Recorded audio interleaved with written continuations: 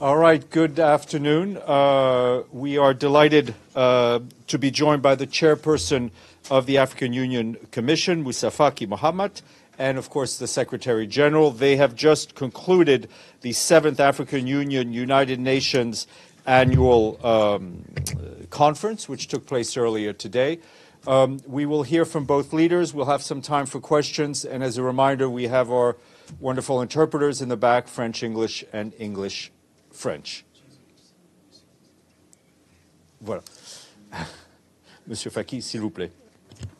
Mr. Faki, please go ahead. Thank you. A very good afternoon, ladies and gentlemen. As the spokesperson of the Secretary-General said, we have just concluded the 7th meeting of the high-level dialogue between the United Nations and the African Union. As you know, since 2017, we have signed framework agreements, notably on the issue of peace and security, on issues of development, notably the implementation of the 2030 and the 2063 agendas. And today, we signed, the Secretary-General and I, signed a human rights agreement. As you can see, our partnership touches on our key achievements as international organizations. And this 7th meeting gave us the opportunity to take stock of the various issues that we have to tackle. As you know, Africa is going through a difficult period in terms of peace and security. Unfortunately, it has become a haven for terrorism and extremism. Many of our regions are affected by these phenomena. As you know, there are several African Union peacekeeping operations. Unfortunately, some of them are drawing down. These are specific circumstances, unique circumstances. We discussed these issues in depth, and we discussed the relevance of these peacekeeping operations and the mandates when we look at the evolution of things on the ground and the scope of the conflicts that exist. We also discussed the 2030 agenda. As you know, we are 6 years until the deadline now. The 2063 agenda has been in place for 10 years. We have finished the first decade for the 2063 agenda, and in the next few months we'll be drafting the plan for the forthcoming decade. Economically, there are significant challenges as well. There is the triple crisis, if you like, COVID, climate change, which Africa is bearing the brunt of, and the war in Ukraine, and its consequences both in terms of food supply, notably wheat and fertilizers. So we have all of these different phenomena which are exacerbating the economic and financial situation for Africa. As you know, the issue of financing for development and financing of peace is a particularly critical issue. The discussion today on the reform of international financial institutions is particularly pertinent. This is particularly pertinent for Africa because Africa is suffering from a lack of financing. We're on the eve of COP28. The Secretary-General and I will be going tomorrow to that conference. This major conference must also be the opportunity for us to advocate for Africa, which is severely impacted by the effects of climate change, even though it pollutes very little. In addition to this, we are seeing the issue of the energy transition. I would recall at this point that Africa has some 600 million inhabitants who still don't have access to electricity today. So this transition is critical, and it must be fair in taking account of this situation. Of course, we agree that we need to have clean, green energy, it has to be renewable, but the conditions for this need to be in place, and that is why financing is so critical. This transition needs to be financed. It has to be profitable. We want to make sure that the relevant investments are in place. We also need to make sure that, as I say, the energy is clean. And we also need to ensure that we are on the right track for development. And this will perhaps help us to mitigate the issue of migration, which has become a particularly delicate issue for our neighbours in Europe. So we have discussed all of these strategic issues at our meeting. I believe that there is clear common ground between the United Nations and the African Union. I would like to thank the Secretary-General António Guterres, who is strongly committed himself, as well as the DSG, Ms. Mahamat, and their teams. We started by working together on these issues, and we undertook the commitment to strengthen these partnerships through our representatives on the ground and also through our specialized institutions. So I am particularly pleased that we have had this meeting. I think it was a successful meeting. Thank you. General. I'd like, first of all, to express my deep gratitude to my dear friend Moussa Faki Mahamat for the excellent meeting that we have just finished. The partnership between the African Union and the United Nations is an essential partnership for the United Nations. It is our most important strategic partnership, as Africa remains one of the key priorities for the UN.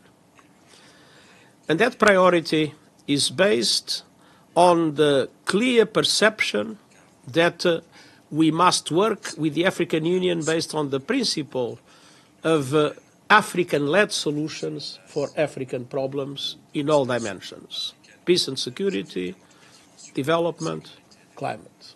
And I'm also extremely happy with the fact that we have completed our frameworks of cooperation today with our framework in relation to human rights. Now, Africa has been the double victim of injustice. First of all, historic injustice linked to colonialism and to slavery. And second, the present injustice in relation to the way power relations are established in the world, and namely in relation to financial and economic power. Before the COVID, the African continent was catching up. The African continent had the highest rates of growth in the world. But with the COVID, we have witnessed how unjust was the distribution of vaccines. And then we have seen that developed countries had the chance to print money to support their economies and their populations in the recovery. And African countries had to increase their indebtedness to do exactly the same thing. On top of that, the consequences of the war in Ukraine have been an increase of prices of foodstuffs. Africa is a large importer of foodstuffs, of energy. And now, with global inflation and increase in interest rates, countries that have a large debt see themselves completely trapped by debt. Trapped in the sense that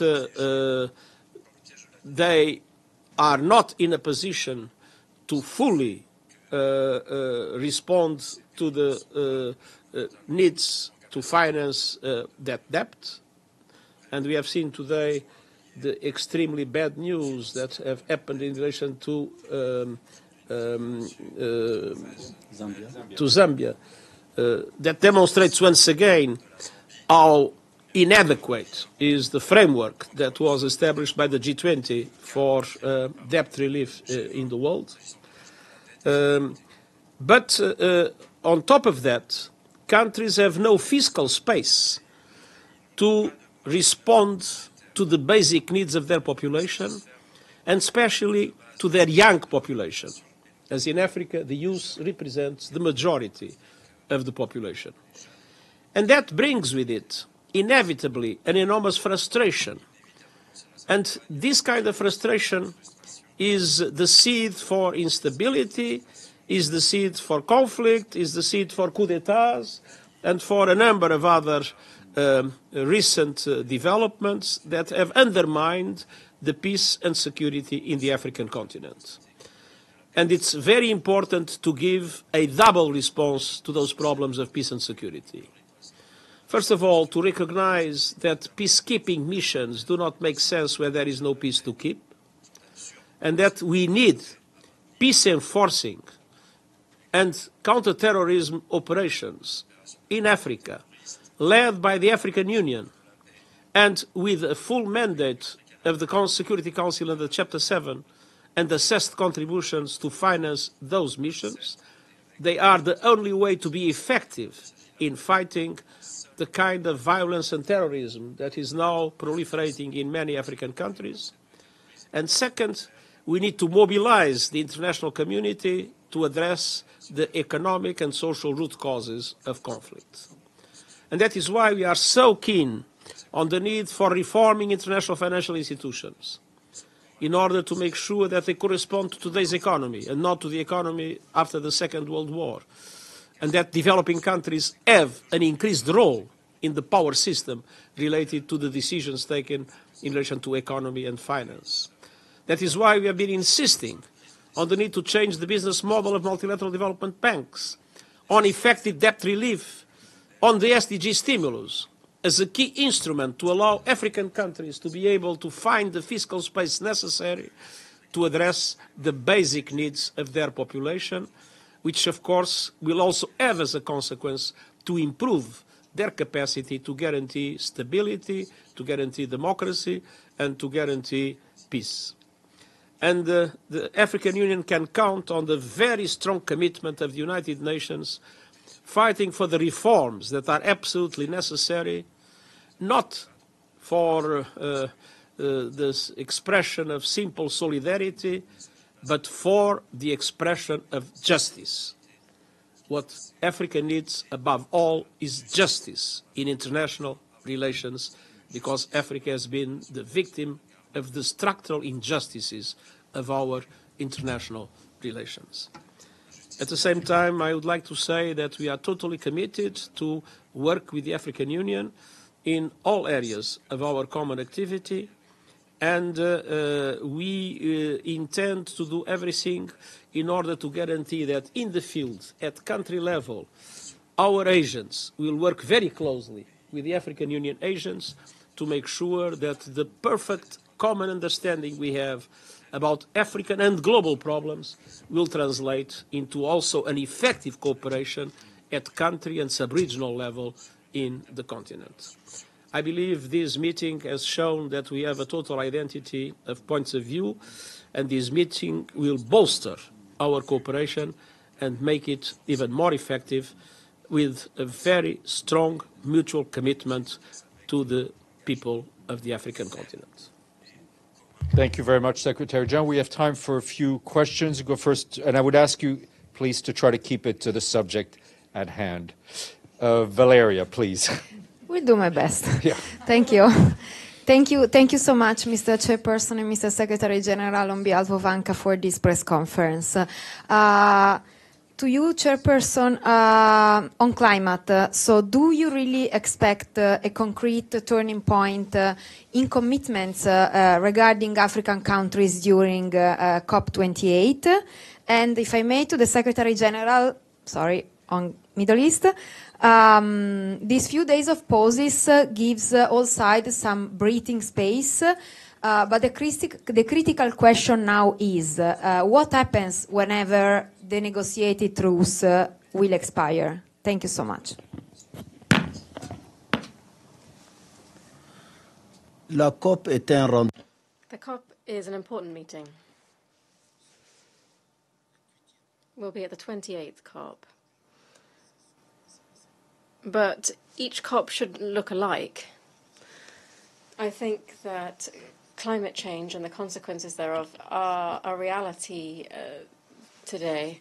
Even for the most skeptical, in September, the African continent held a summit in Nairobi where where the African Union coordinated its position. And I hope that COP28 will see decisions being taken, and particularly the implementation of these decisions. Quite a lot of promises have been made since the Paris Agreement in 2015. But to date, we haven't seen follow-up given to those decisions. Obviously, as I said, the situation of the African continent needs to be looked at very closely. We need to look at the specific nature of that situation. Africa is home to 1.4 billion inhabitants, 30 million square kilometers. Between 60 and 65% non-cultivated arable lands on the basis of current data. So a large part, or almost all of the territory receives sunshine every day. There are rivers, other waterways. There are possibilities for clean, renewable and green forms of energy.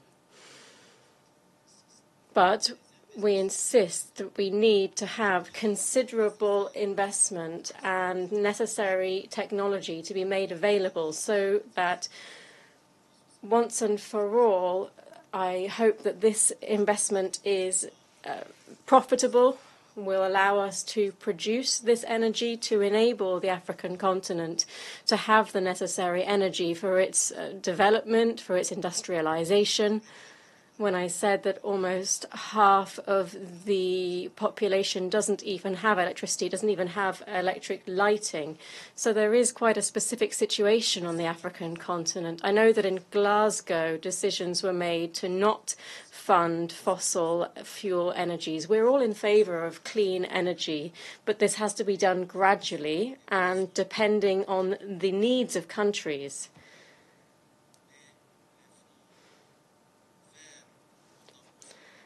The Green Climate Fund has announced around $100 billion per year, but we haven't yet seen that goal being reached.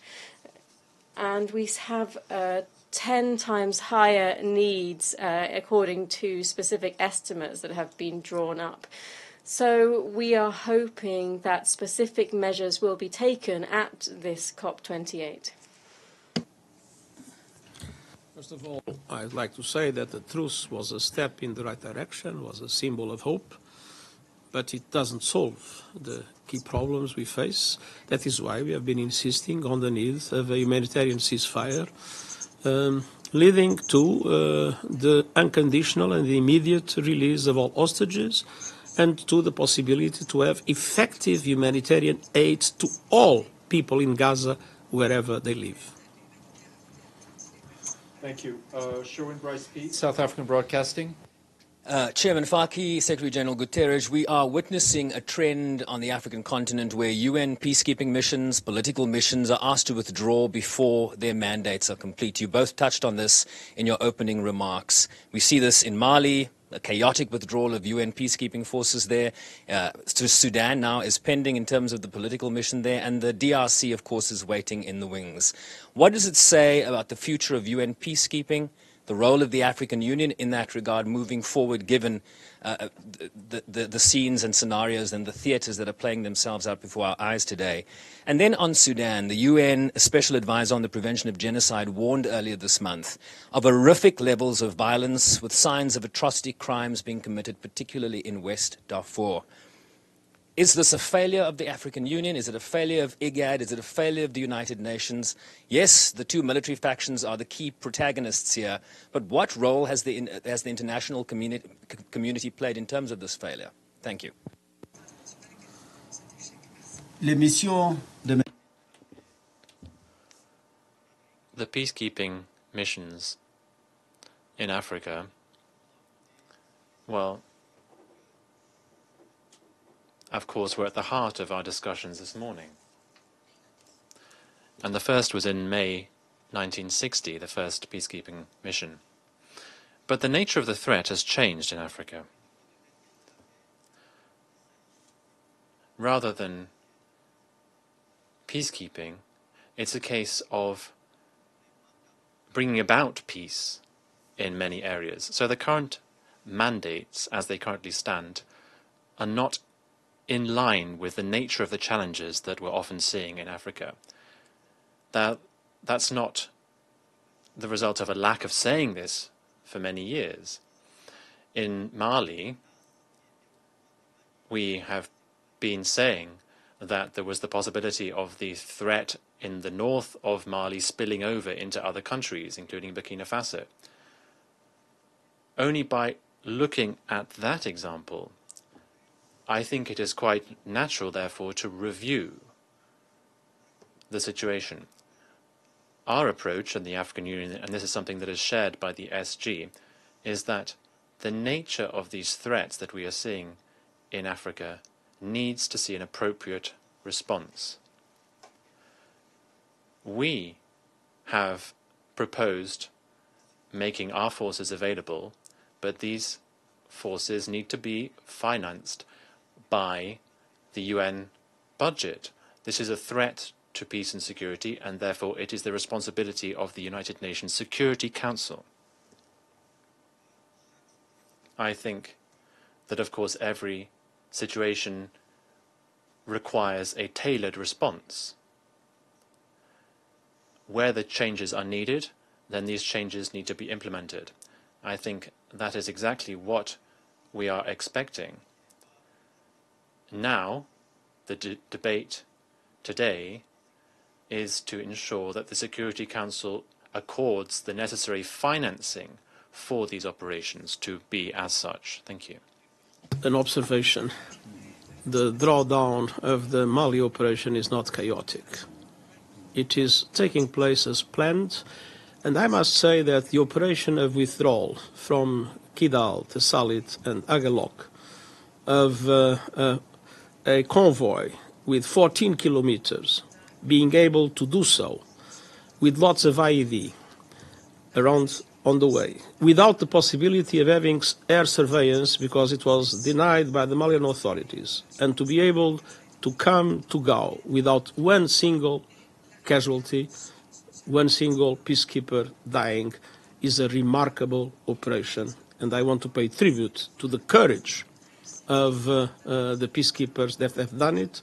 And by the way, a large part of this force was of Chadian soldiers that have been heroic in their work. Having said so, I do believe that it must make sense to have peacekeeping missions where there is no peace to keep, and where the problems are problems of, namely, terrorism and other forms of violent extreme confrontation. Peacekeeping missions make sense in order to stabilize situations after a peace process taking place. When we have situations like the one we have in Mali, or the one we have in other areas affected by terrorism, what we need is peace enforcing and counter-terrorism operations. The UN has not the vocation to do so, the African Union has, and we fully support that that should be done with African Union-led operations, with a full mandate of the Security Council under Chapter 7, and with assessed contributions decided also at the Security Council level and at the UN level. And to those that have sometimes doubts about the African Union in this regard, I have to say that the rules of compliance that the African Union has established are perfectly compatible with ours, and the agreement that we established today on human rights is a further guarantee that we can trust the African Union to organize effective peace-enforcing operations in Africa. Sorry? You know, I must tell you that I find your question a bit funny. I mean, you have two generals that completely disregard the interests of their population, that in a struggle for power have been fighting in some situations with massacres, like the one of the Masalit that has occurred. After a gigantic effort that was led by the African Union, that established an agreement that should lead to a full democratization of Sudan. And all of a sudden, instead of implementing that agreement, they do coup d'etats, and after that they fight each other, and probably with the support in money and weapons by some others, and then people say it's the fault of the African Union or the United Nations. I think it's time to call a spade a spade. This is the fault of those that sacrifice the interests of their people for a pure struggle for power, and of the ones that support them based on considerations that I would not like to comment today. News Agency of Le Nigeria. Soudan est en guerre. Sudan is at war. The Secretary-General recalled this in 2019. The AU deployed a mission, and after discussions for several months, we reached an agreement to organize the transition. Unfortunately, in October 2021, there was a coup d'etat, the perpetrators of which are the two generals, the president and the vice president of the so-called Sovereignty Council. Currently, we have war in Sudan. We and several of our partners are working to see a cessation of hostilities. There is a process in Jeddah and Saudi Arabia. I hope, and I've been told that things are moving forward. We might see a ceasefire immediately. After that, obviously, there will be investigations, inquiries. There will be responsibilities drawn up, and we're currently focusing on stopping the hostilities. IGAD and the AU are working to launch a political process to bring them to a situation where a transition can come to an end and where elections can be held. Unfortunately, we're not there yet. Okay, thank you. From what you have mentioned, we know that military coup is a big challenge in Africa, and we cannot ignore that. So what will you say is responsible for the military coup, and with what we experienced in an attempt in Sierra Leone on Sunday, what could be done to prevent that? Then secondly, what is your response to the appeal from the ECOWAS Parliament urging the head of states within the bloc to lift sanctions imposed on Niger following the military coup on July 26. Les coups d'État militaires qui est derrière, et sur votre réaction sur la décision de l'Assemblée parlementaire de l'ECOWAS d'imposer des sanctions sur le... Écoutez, les coups d'État sont... Coup d'etat are a violation of democratic rules in states. They're a phenomenon that we thought was definitively over and done with in the African continent. Unfortunately, we've seen 6 coups d'etat. 6 French states have been suspended from the African Union due to unconstitutional changes of government. The reasons for this are manifold, but it is not acceptable for the devolution of power to happen in such a way. ECOWAS will be soon organizing a summit to be able to assess the situation in these countries. I'm not well aware of the situation of the Parliament on that, but it does fall under the regional organization, that is the ECOWAS. What has been said? Célia Davarenne, Africa Confidential. Je voudrais savoir si vous... I would like to know if you think that the African Union should maintain sanctions against the perpetrators of the coup d'etat or not, because many people are wondering about whether these sanctions should be maintained. They seem to have no impact on the perpetrators, notably if one looks at the Niger, where the junta appears to be gaining ground. And secondly, I have heard you talk about colonization, but don't you think that the problem in Africa today is poor governance? Voilà, on me le confirme, donc c'est bon.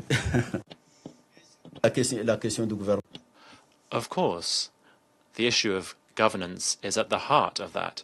We've never denied that there is often the issue of governance that is behind these coups and situations that may evolve. I would recall that the African Union doesn't generally take economic sanctions. Sanctions taken by the African Union entail suspending a country when there is a non-constitutional transfer of power until order is restored. So that country is suspended from all the African Union's activities. Of course, we stand in solidarity with decisions taken by regional organizations following the principle of subsidiarity. They're able to really appreciate what's going on in the specific country. Of course, we need to avoid sanctions having a negative impact on ordinary people and no impact on the perpetrators. So this is part of the deterrence that there are, but I think this is something that is at the heart of the discussions that we're having at the continental and regional level today. Okay. Margaret Bashir, Voice of America. Thank you very much. To Chairman Faki, I was just wondering if you could go into a little more detail about the effect that the end of the Black Sea Grain Initiative has had on Africa in terms of getting grain and food sources. And to the Secretary-General, I'm just going to ask on Gaza, the Israeli Prime Minister has said that once the hostage exchange pauses conclude, fighting will resume. It's anticipated that Israel will push further into southern Gaza. There's already over 1.5 million people displaced there.